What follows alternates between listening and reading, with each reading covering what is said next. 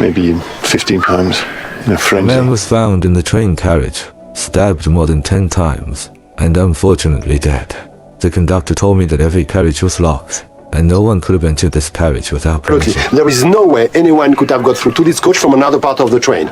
This means the murderer could only be someone inside the carriage, or rather the criminal never left that space. The train was halted all night due to the snowstorm, yet no footprints were found on the snow outside, further ruling out the possibility of an intruder. So the murderer must still be with us, gentlemen. The conductor gathered all the passengers, and my investigation officially began.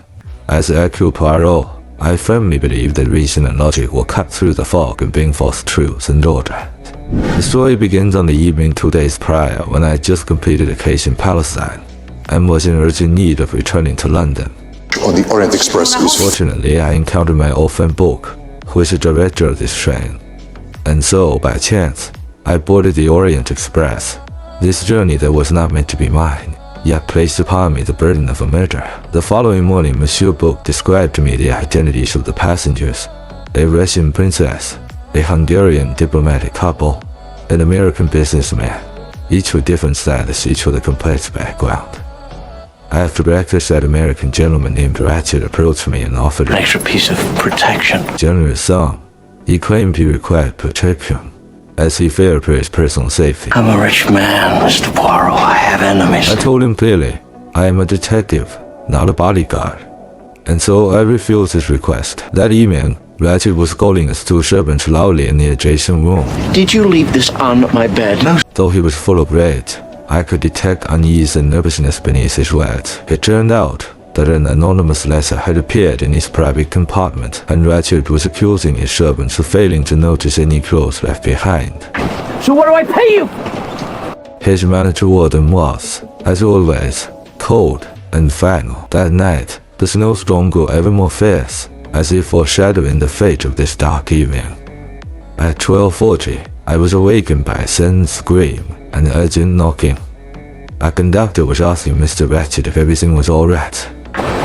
Mr. Ratchet, is everything all right? Finding nothing amiss, I lay down once more to rest. But shortly after, the train braked sharply and came to a halt.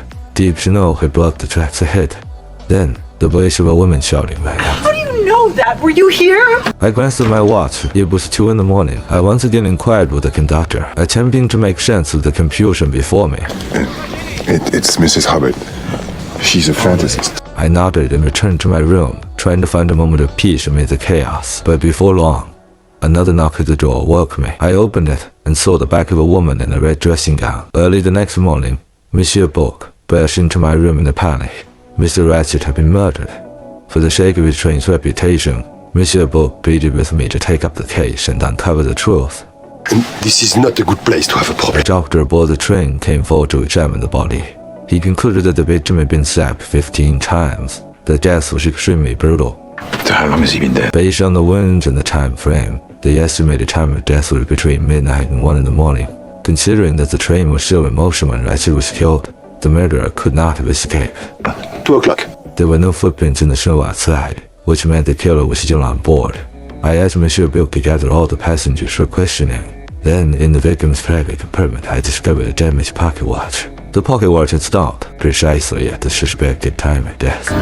You said there are 15 stab wounds, Dr. Constantine? These details assembled into a stark reality. The scene of the crime revealed an undeniable truth.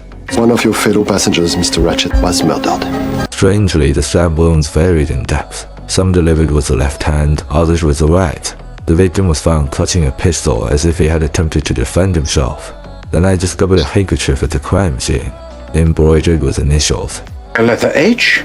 In the ashtray, there remained a partially burned scrap of paper, perhaps a secret document the murderer had tried to destroy.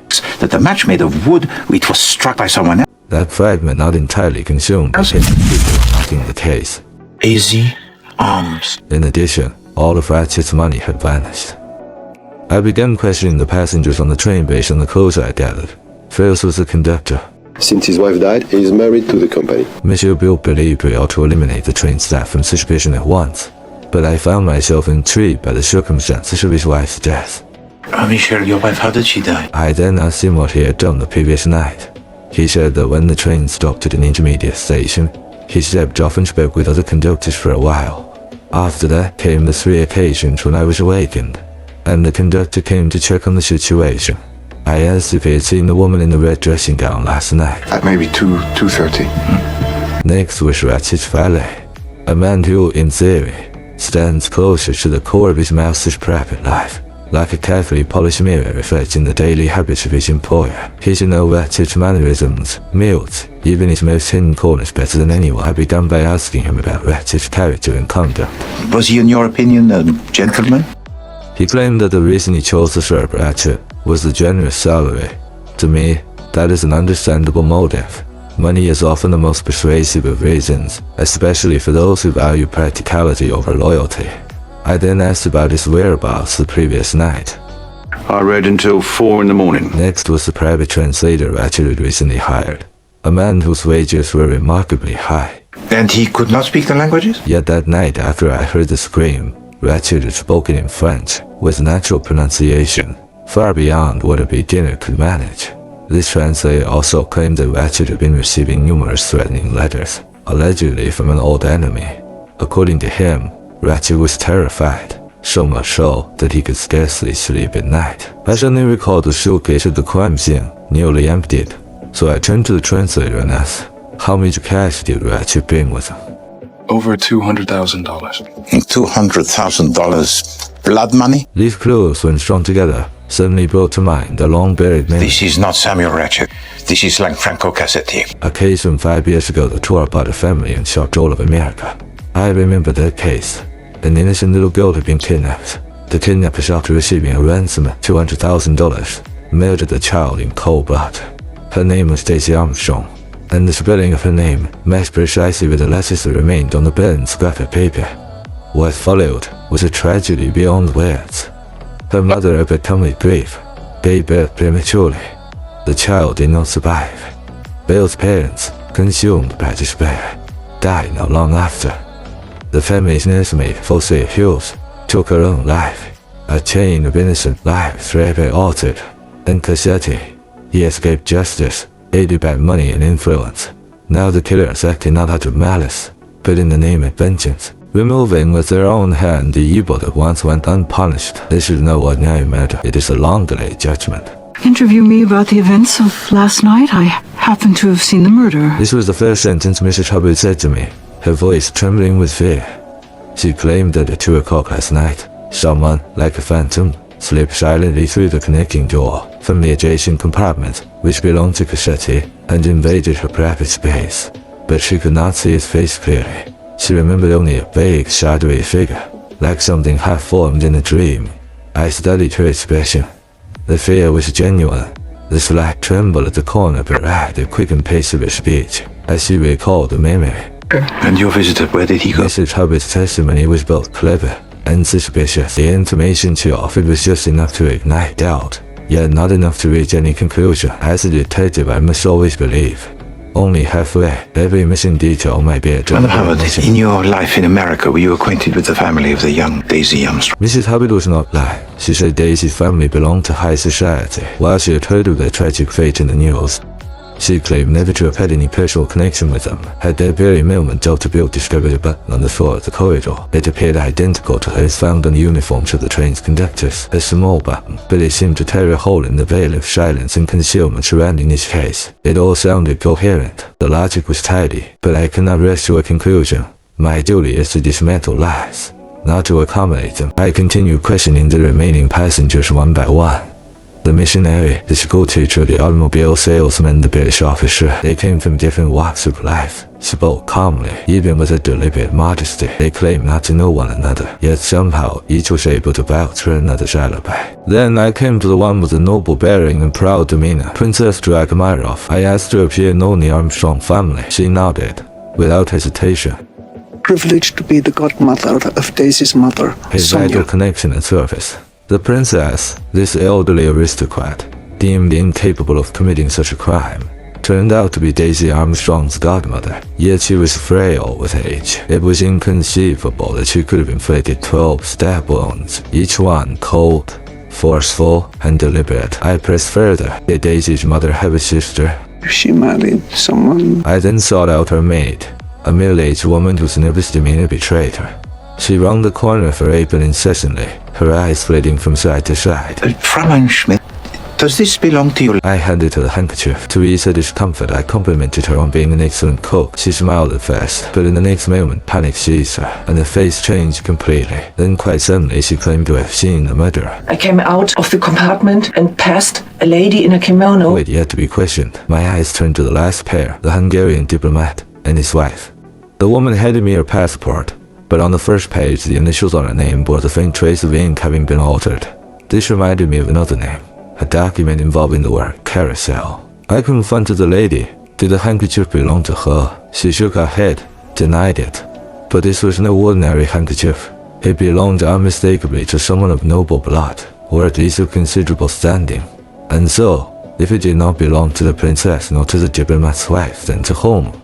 Late at night, I reviewed each interview in my mind. One person stood out, the princess's maid. Something about her account had left me unconvinced. I searched her compartment myself. There, beneath the false bottom of her suitcase, I discovered it, a conductor's uniform. One button was missing, and there was more, a photo album. Inside, a faded photograph, the maid and little Daisy Armstrong. Side by side, she was not merely a servant. She had once been the Armstrong family's cook. Grief, rage, loyalty, and the pursuit of justice. These emotions burned brightly behind her eyes. I could not help but ask myself, was it her hand that struck the fatal blow? Or how many hands in truth had gripped that knife? The truth I now realized was far heavier than I had imagined. Oh, this murder would have been perfect, huh? I asked Monsieur Book to gather everyone. It was time to reveal the truth. For I had in fact deduced two possible truths. The first was simple, even convenient. As the doctor had suggested, a mysterious figure had boarded the train mid-journey, disguised as a conductor. He murdered Cassetti, took the money, and escaped unnoticed into the night. But the second truth was altogether different. It was this: 12 people, united in purpose, each delivered a wound to the killer. Each one driven by a grief that had not faded over 5 long years. Each one a liar. Take for instance the diplomat's wife.